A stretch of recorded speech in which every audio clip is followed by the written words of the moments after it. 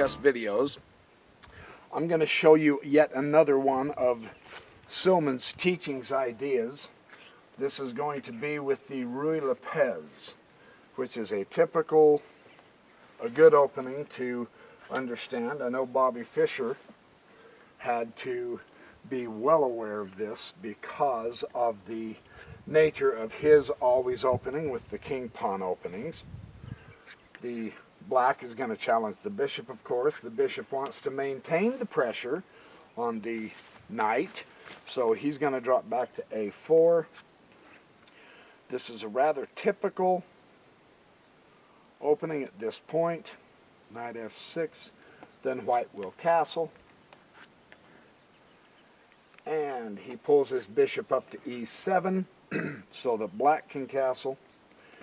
White wants to develop his queen, so he brings his queen out. Now, of course, he's going to relieve the pressure here of a supposed pin because black wants to get something going on in the center, right? So he's going to challenge the bishop. The bishop drops back to b3, and now black can castle. So in the Ruy Lopez, both opponents castle fairly quick.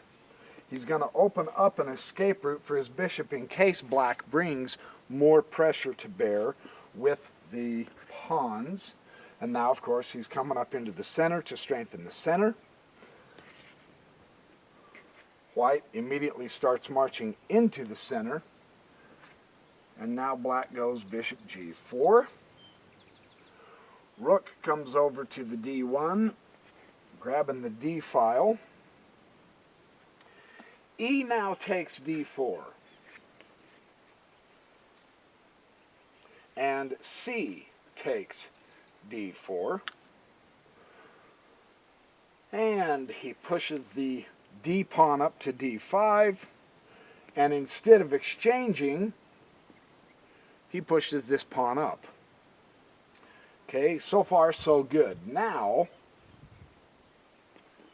black pops onto the outpost here. And he's building this up so that he can show us a very interesting Ruy Lopez idea. And this is quite an interesting situation. The pawn will take the pawn, and now the bishop takes the pawn. Kind of an interesting move there, isn't it? So now the bishop has a long diagonal through here. And the knight comes down to b4. h3, he's going to challenge black's bishop. Bishop pops over to h5. Knight comes to c3. You can see they're steadily beginning to develop their pieces, right? And then bishop comes over here to g6. And the bishop here comes to e3. They're building up the center.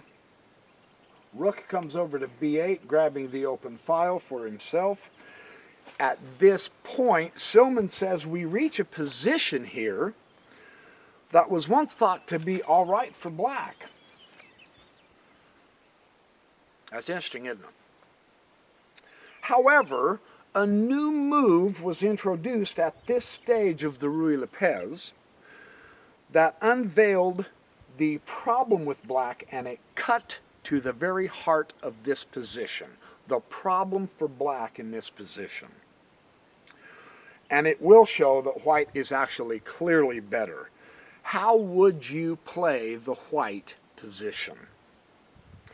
This is Short and Karpov. They played in Linares in March 1992. This was their game.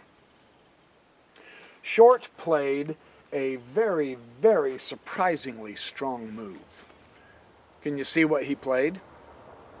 Now, Short, for those of you who aren't aware of it, is really a fantastic chess player. He realizes that the two knights are the main parts of this game at this junction. He also recognizes that the two bishops have tremendous support and pressure coming down through here. Right? You can see that.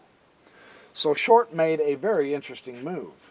He brought his knight to a2. Now, it's a decentralizing move.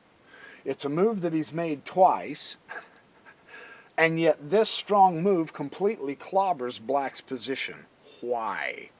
This is what I love about Silman. He shows us why. He considers this knight to be much more important than this one at this point. And the reason is simple. Because this b4 knight of black is the main guardian of black's weak points at a6, c6, and d5. This knight is overworked. The weak points in black's position is here. You can see there's no supporting pawn, so of course that's a weak pawn, and he's moved his rook over so that that pawn is all by himself. The other weak point is here because this pawn is past this point of giving it support, and this pawn is gone, so this has no support, so the knight is holding on to that. And of course, this pawn here at this point is also a weak pawn. It has no support pawns next to it. This is an overworked piece. So Short's thinking is, if he can get rid of this piece, black will completely fall apart. It's very interesting, isn't it? It's important to list all of the negatives in the enemy camp. So that's why we're pointing out the particular weaknesses and the only piece that's holding those weaknesses together. Once you see these weaknesses, then you look for moves that addresses your opponent's weaknesses. He's not directly attacking this part, and this part. He doesn't need to. He's attacking the piece that keeps this whole section together. Isn't that interesting? Yeah, it's kind of fun. The game continued with C coming up to 5. And then D takes C5, of course, because he doesn't want that knight staying there in the outpost at all. So he's going to eliminate that situation. Now black takes the C5 with his central knight. Now at this point in time, black's not looking too bad, is he? You notice that? But watch what happens because of these serious weaknesses in black's camp. Knight goes ahead and takes the b4. And you say, well, he's guarded by the rook, and of course the rook does his job, so did that really help white out or not? Yes, it did. He'll show you why. Because now the bishop can come to c6. And he's coming through the back way, so to speak, to get rid of the central power of that pawn. Well, he brings the queen up to b6. It still looks like he's doing pretty good, doesn't he? But now the central pawn falls to the bishop. The rook, of course, takes white's weaknesses, the pawn down here. It looks like he's really making progress here. However, queen comes up to c4. The rook goes over to c2 to threaten the queen. He's protected by his bishop. And queen goes over here to g4.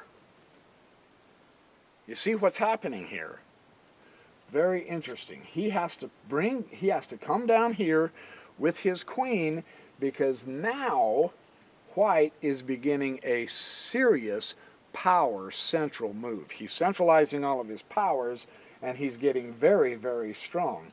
The rook comes up here to c3, but the knight now comes to c6. Now you can see what's going on, right? The rook, of course, has to come over here to e8 to protect the bishop also. And then the bishop comes up, putting a fork on the knight and the rook. The rook pops back down to c2, and the knight goes to b4. And black lost the exchange and the game. So what we learn from this particular lesson, he summarizes the imbalances and the ideas of that particular position. Black has an isolated pawn on a6 on a half-open file. That's what you always want to keep your eye out open for. And a backward pawn on c7. He did have the backward pawn on c7 and also on a half-open file. Black's pawn on d5 is also in need of careful support, as we saw. The c5 and c6 squares are vulnerable eventually to a white invasion here or here. You can see that if he brings his rook or rook over here, he's really gaining control of this area, and it completely wipes. The only thing he's got left is over here. Black is not really strong in that area because of all those weaknesses and only the one piece that protected it. The b4 knight is the glue that held the black position together. Once he eliminates that b4 knight, then Black's game falls apart. That's quite a lesson. White's only real weakness was his pawn down here on b2, but Black's army was bound by his own weak points so that Black could never take advantage of this kind of a weakness before White simply overwhelmed him with the power. So that's fun to see the themes of weaknesses. If you recognize what squares are weak in an enemy's position, then that's your targets. That automatically brings forth a plan for you. Makes sense, doesn't it? All right, so there's one idea. Now, if I don't trip all over the sagebrush at my feet. Oh, is the sun getting in the way? Here's another idea that Silman talks about that I thought was extremely fun. Queen pawn opening, d4, f5. Looks like it's going to be a Dutch. Knight f3, knight f6, bishop f4, right there, e6. He's going to give support to the center. e3. Remember, in the Dutch, this is the square that Black is looking for, and this is the square, the e5, that White wants to get to safely, if at all possible. And then Black comes here to b6. Bishop comes up to d3. Bishop comes to b7. He fianchettos his bishop. Knight comes over here to d2. Bishop e7 so that Black can castle, and then White does castle at this point. So, we have here a fairly decent opening of the Dutch defense. Now the question is, how should Black play this position? Because technically speaking, there's no real weaknesses at this point in the game at all. So what should Black do? We can see that White has his pawn chain pointing to this direction. He's probably going to have more room on the queen side. Black's pawn chain is pointing toward the king side. Usually in the Dutch, the Black opponent has the chance to do a kingside attack. At this point, there's no way, so he must do something. What would be the ideal way to play this move? Here's what Silman notes. In this particular position, because of the way the Black has fianchettoed and is going toward the king side here, he should move away from normal development and grab the imbalance of the two bishops. Do you understand what that means? He's going to now create an imbalance. And he's going to do this by going to knight h5 and challenge the bishop. This is a very interesting play. Play continued with rook coming to e1. Black went ahead and castled. Get the castling done before anything real bad and serious starts. And now White grabs that e5 square. He's got a good central thrust. It's a good solid outpost at this time, although technically not a permanent outpost because the pawn can move up to challenge the knight. And now the knight takes the bishop. And because of exchanging the bishop for the knight, now black has created an imbalance here. Now he possesses the two bishops, and white has the two knights. Now, because he owns the two bishops, now he can press forward with the c5 thrust. And what this will do, you don't want to block in the center now. Now that you know you have both bishops and your opponent only has the one bishop, you need to blast open the center, because bishops need the long diagonals. They want the long lanes. If you put the bishop here, he wants to have access all the way across the board. The only way to do that is get rid of central pawns. So now black has a beautiful plan because he created deliberately an imbalance in the number of bishops in the game. Because he created this imbalance, now he knows he needs to open up the center. Do you see how playing with an imbalance, creating it or having it, causes you to develop a plan that is logical and coherent with the pieces you already own? This is one of Silman's critical aspects of all of his teaching. This is what the opening is all about. You create an imbalance. In this case, black came and took the bishop. So now he has the imbalance. And then you develop your pieces and your pawns to further enhance your own imbalance. And that is a critically important lesson to understand, because the opening isn't just about developing pieces willy-nilly. No, there is a deliberate plan that keeps your structure from not having as many weaknesses as your opponent would. And then based on that, now you move the pawn, the correct pawn moves. See, if he would have done something stupid like that, that has nothing to do with this position. It truly doesn't. He has to clear out the center. Going on the wings absolutely does nothing. This does not address the issue at all. He now knows, because he has two bishops, he now knows he must open up the center. And if white wants to be obnoxious and go like this, it's okay. He still wants to open the center. Don't bring your pawn down here and try to get his bishop.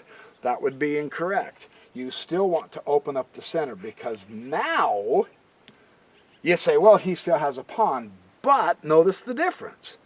There is no support pawn here and no support pawn here. That's an isolated pawn. That's a target. That pawn, if black plays correctly, will eventually fall also. So he is blasting open the center so that he can bring his bishops out and utilize them great. So that's a fun lesson, isn't it? Anyway, that's a couple more ideas from Jeremy Silman on chess. Thanks for watching my chess videos, and as usual, happy checkmating, and I will see you in the next videos.